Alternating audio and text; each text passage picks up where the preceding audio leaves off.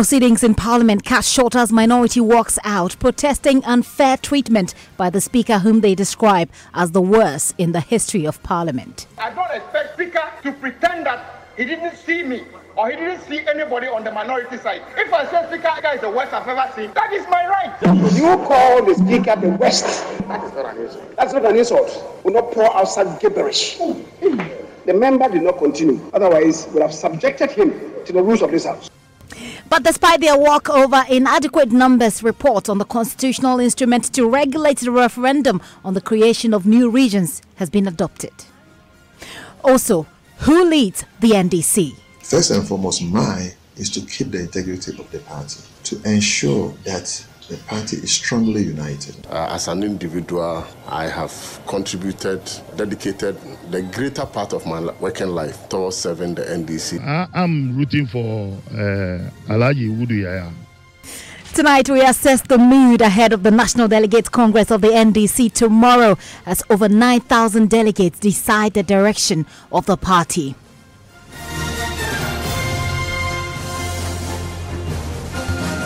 Top Story is brought to you by Bond Savings and Loans. Your success, our passion. Gasem, the nation builder. Vodafone, the future is exciting. Ready? And Nationwide Medical Health Insurance, your healthcare family. My name is Gifty Ando Apia. Tonight, the minority today staged a walk out of Parliament in protest of inadequate numbers to consider a report on the Constitutional Instrument 109 that's meant to regulate the conduct of a referendum on the creation of 6 new regions. The House, according to the minority, did not have the required quorum to take a decision on the matter, but their plea did not get the attention of the Speaker. Although the report was adopted anyway, the minority stayed out, accusing Speaker Professor Michael Quay of unfair treatment. Here is Member of Parliament for Adaklu in the Volta region, Kwame Agboja. They didn't send me as a group. They sent me as an individual. Mr. Speaker, I never got up initially to cause any harm. I just realized that the vote that was taken on the CI, even that time, I counted only 63 of my colleagues in the House. We did not have the numbers. If Speaker could recognize that we didn't have the numbers to take the decision now, the same way, all I wanted Speaker to do was to recognize that the first decision he took as well was not appropriate, because according to my colleagues.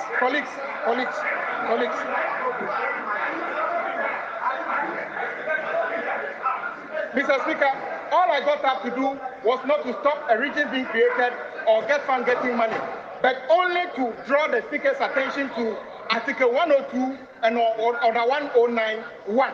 That's all I wanted to do. Speaker could listen to me and rule against me. I'll be happy. Honourable Member, I'm hearing you. Now draw my attention to the appropriate standing order or rule, and let's do it. Mr. Speaker, I was going to draw your attention to Article 102 of Ghana's Constitution.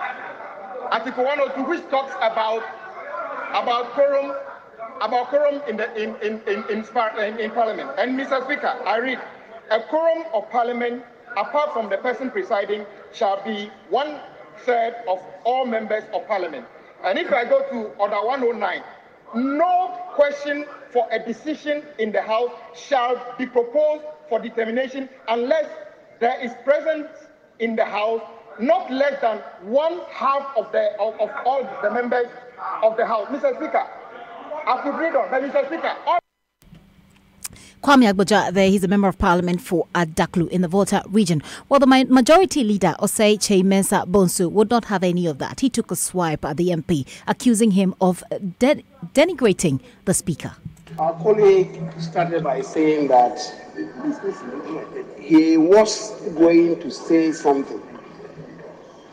The Speaker, it means, to all intents and purposes, that he's no longer interested in saying what he has said. That is very grammatical. I was going to say something. The Speaker, so it means all that poured out is no longer interested. The Speaker, with my colleague, listen, this is not a marketplace. I sat down and listened to you. I sat down and listened to you. Would you accord some respect? We are not in a marketplace. We are not in a marketplace. We are not in a marketplace. This House is guided by rules. And Mr. Speaker,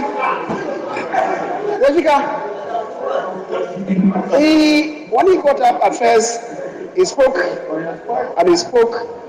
not to the mic. Whatever he said, I consider gibberish because he didn't speak to the mic. That is an insult. Member. You call the speaker the West. That is not an insult. That's not an insult. A person who is trained in his house will not pour outside gibberish. Mr. Speaker, the member did not continue. Otherwise, we would have subjected him to the rules of this House. That is misbehavior, flagrant, persistent, and willful disobedience of the general rules of the orders. Mr. Speaker, all of us have ever since got up in this House, ever since we came to this House, and we have at times not been noticed by the Speaker, even as minority leader, sometimes as majority leader. Most recently, I got up, the Speaker didn't recognize me.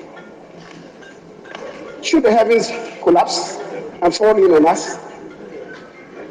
The Speaker, we have seen speakers and seen speakers in this House. We have seen speakers and seen speakers in this House since the days of Justice Ananda. Since the days of Justice Ananda. We have seen those of them who have been very tyrannical in this House. But Mr. Speaker, I believe we're a House, we want to be respected. And sometimes, even though sometimes you are really offended, we should measure ourselves. Majority Leader Osei Mensah Bonsu there. Well, earlier he addressed a press conference after the minority walked out of Parliament. Osei Mensah Bonsu again.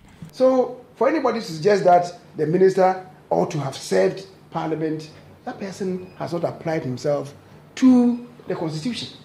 If he has, he will not be making that request of the minister, which is why I said that demand on the minister is completely misplaced. In Parliament, there is a committee that oversees the activities of the Electoral Commission. That committee is the Special Budget Committee.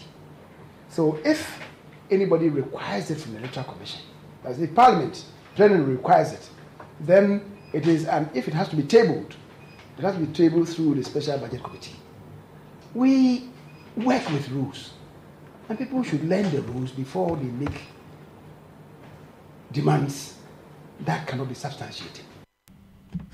That is the Majority Leader Osei Mensah Bonsu there. Well, let's get on the lines now and speak to Member of Parliament for Adaklu, Kwame Agboja, who was infuriated, quite infuriated on the floor today. Ms. Agboja, thank you very much for your time this evening here on Top Story. Well, you described the Speaker as the worst in the history of Parliament. The Majority Leader thinks that's very insulting, offensive as well.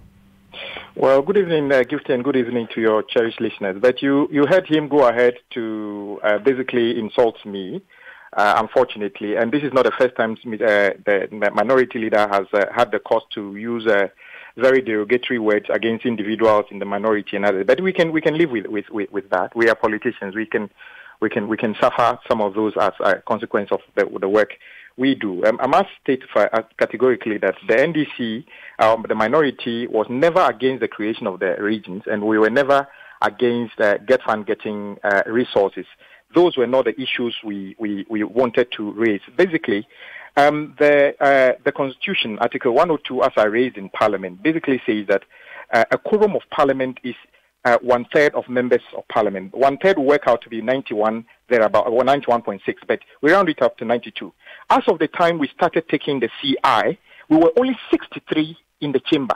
You would imagine a majority in Parliament, which is 169, can't even garner 91 of them.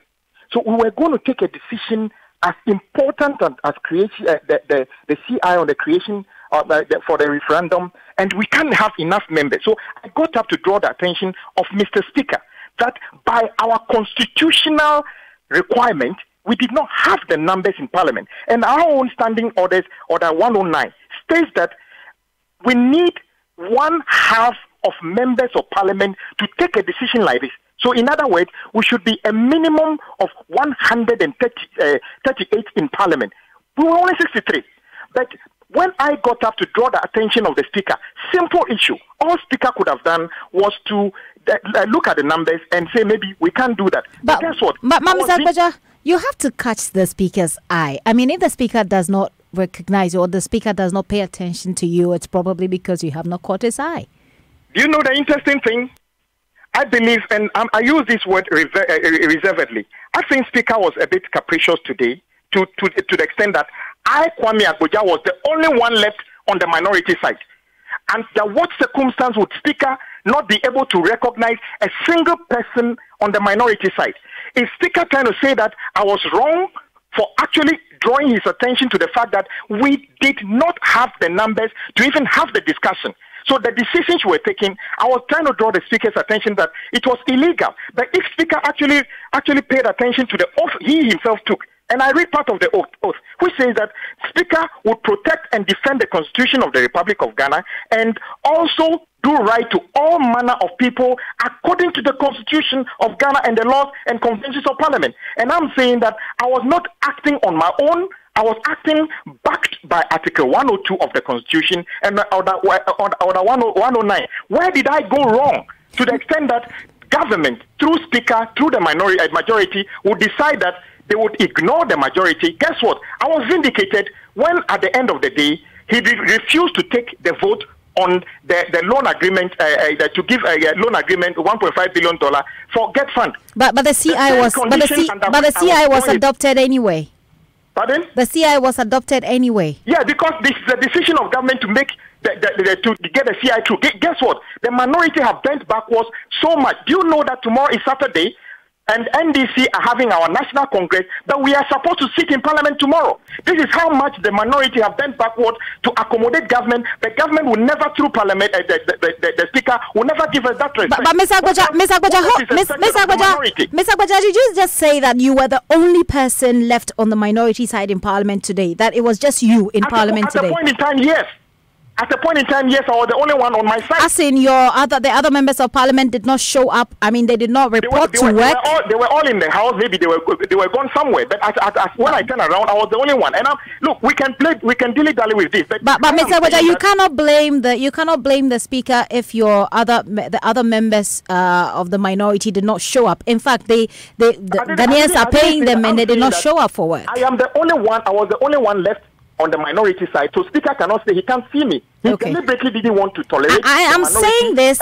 I'm saying this because you're saying that tomorrow you have a Congress, you have a National Congress tomorrow, and you're expected to be in Parliament. That seems to be a problem for you. Yeah, well, but I'm drawing your attention to the fact that despite the fact that we are supposed to be having our National Congress, we will turn up in Parliament before we go to Congress. This is how much the minority is able to accommodate government, so that government work goes on. But we don't get the reward of respect from Speaker and other things. I feel very sad talking about Speaker on these issues because I work with Speaker. I understand his point when, for instance, under his leadership, attendance in Parliament in terms of the time we start work is improving. I agree with him. But the fact that Speaker have actually ignored at Article 102 and 109, I think it is unconstitutional. 63 people cannot take a decision to breach the Constitution, which says that we should be a minimum of 92 to form a quorum and 138 to be able to take a decision. So the CI decision they've taken, is it legal or illegal? It is illegal. But illegal. But Mr. Agbaja, there are various ways, including a motion of rescission, for example, when you feel something isn't being done properly in Parliament. Why don't you consider that if you think the adoption was done without the required numbers? Person on the minority side, what chance do I have to getting a decision of him? And all the things that the majority leader is talking about, they would have taken me on. What are they waiting for? What is he waiting for? They should take me on. You see, when we say democracy, let me tell you this. Parliament is make that your final comment for me, sir. Okay, my final comment is this: Parliament is at the center of a democracy in any country.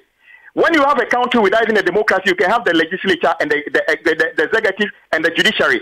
So we must ensure Parliament works effectively. And this Speaker is beginning to show signs that he doesn't expect a Parliament to work there, and minority will not take it. Minority will not take it. So what's the minority going to do then after here? We are going to insist on the right of the members of parliament, including the minority, according to the constitution. We will not require anything or request anything which is unconstitutional. We wanted the constitution to be respected today. The speaker ignored the constitution, and I'm saying that the decision taken today is illegal. We were only 63 in the hall, in the chamber. Mr. Agboja, thank you very much for your time this evening here on Top Story. Kwame Agboja is Member of Parliament for Adaklu in the Volta region.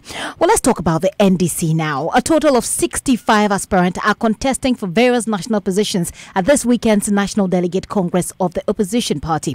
Their fate, however, rests in the hands of over 9,000 delegates expected at the Trade Fair Center tomorrow. Obviously, the positions of National Chairman and General Secretary are attracting all the attention because of the names involved. Chairman of the Planning Committee, Alex Segbefia, will join me on the line soon. But as we look at preparations ahead of tomorrow, but former NDC Central Regional Chairman Alote Jacobs is tipping aspiring Chairman Alhaji Hudu Yaya for victory at the close of polls on Saturday in the party's chairmanship race. Well, he believes that a vote for the former General Secretary will better the chances of the party in the 2020 polls. But his candidate will have to deal with a stiff competition from 4 other individuals, including former Attorney General Betty Modi Idrisu, Daniel Agbodakbi, and the party's Director of Elections, Ofosu Ampofu. All this more in this News Desk report. 5 individuals will be on the ballot for the chairmanship slot on Saturday. They include first NDC General Secretary Alhaji Hudu Yaya, former Ghana High Commissioner to Malaysia Dan Abudakpi, NDC founding member Danny Annan, and former ministers Samuel Ofosu Ampofu and Betty Maud Idrisu. Alhaji Yaya is not new to this contest. He was up for the slot during the elections that returned Kofi Potofie as chairman. He withdrew his nomination days to the polls amidst claims he had been prevailed upon to step down. He remains optimistic of his chances come Saturday. As a chairman, I wouldn't get up as an individual that I want to do a one-man show. First and foremost, mine is to keep the integrity of the party, to ensure that the party is strongly united.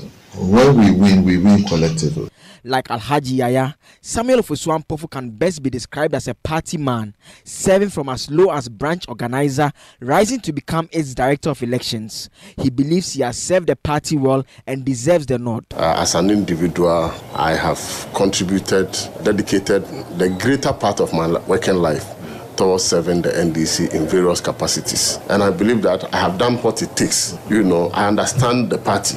And I believe that I have spoken to all those who are movers and shakers of the party before coming to the conclusion of declaring to contest this election. Betty Maud Idris, who is currently the first vice chairperson of the NDC, has already been tipped by Policy Research Group as SERPA to emerge victorious on Saturday.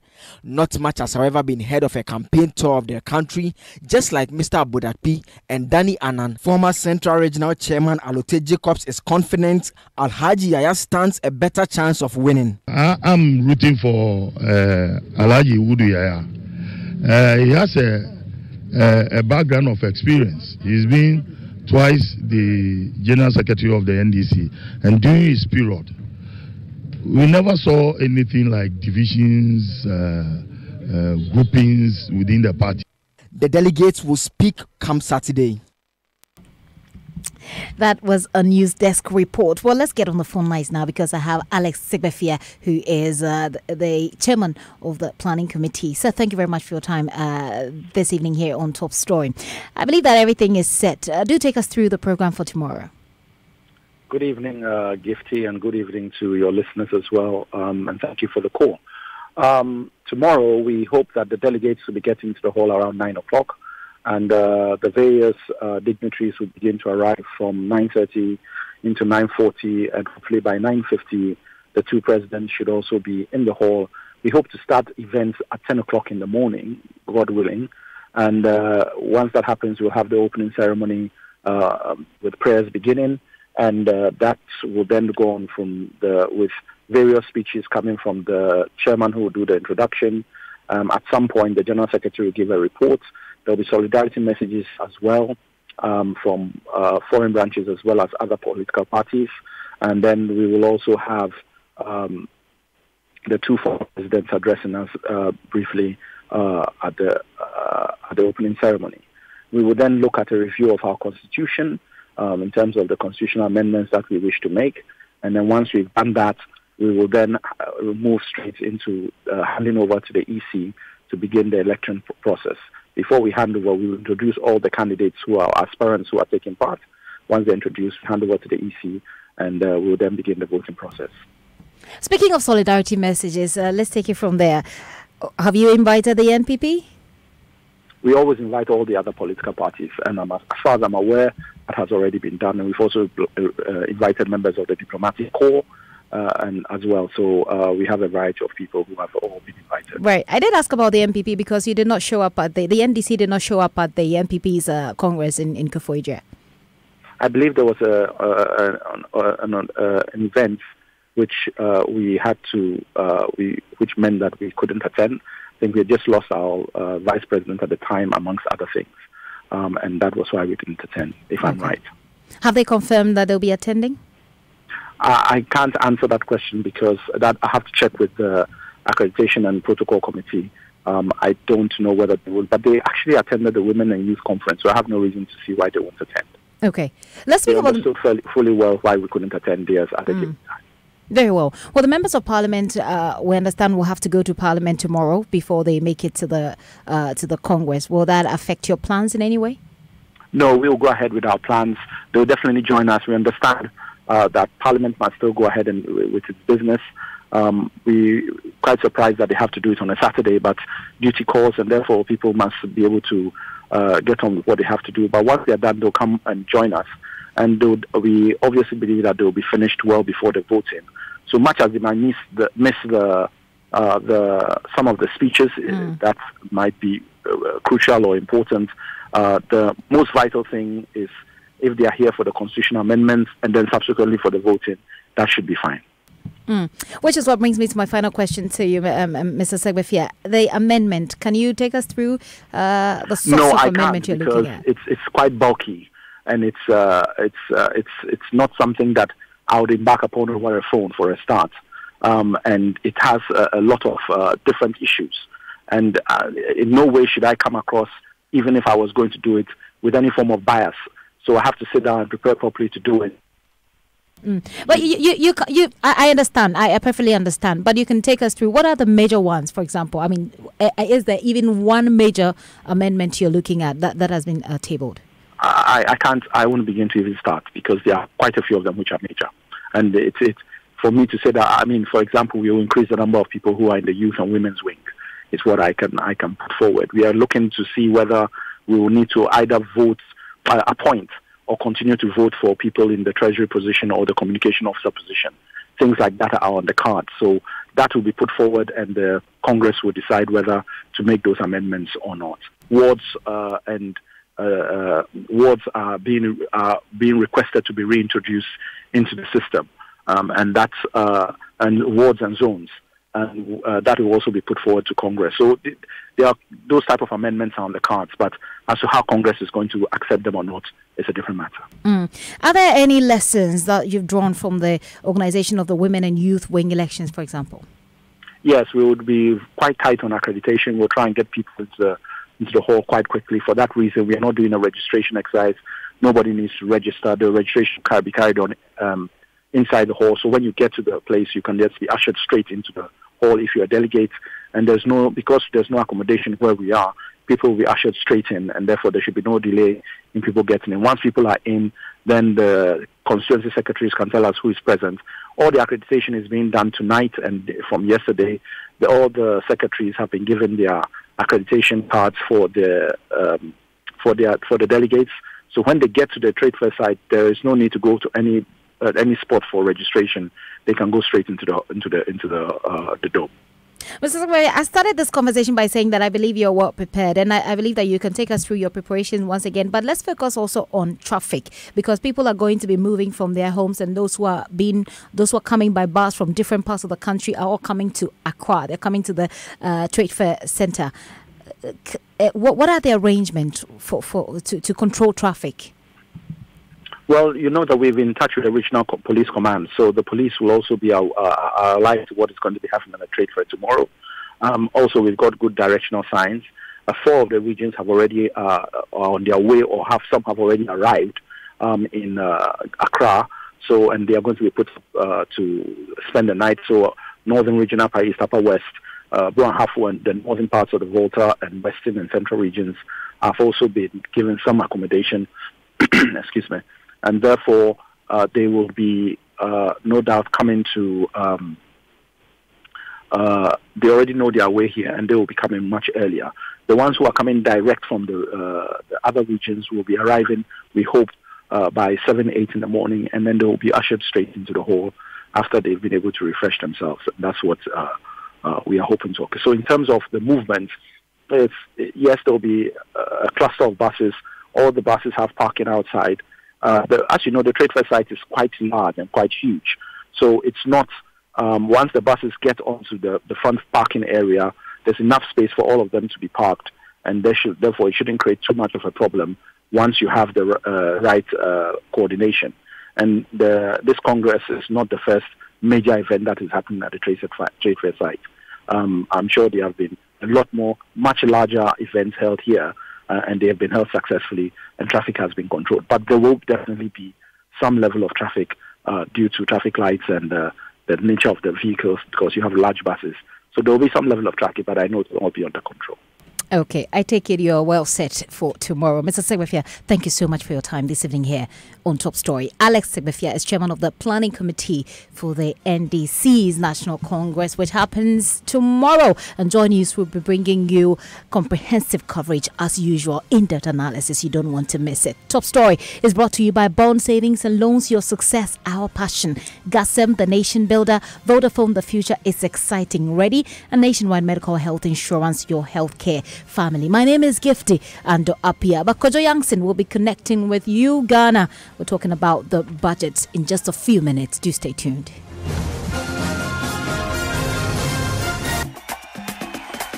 Control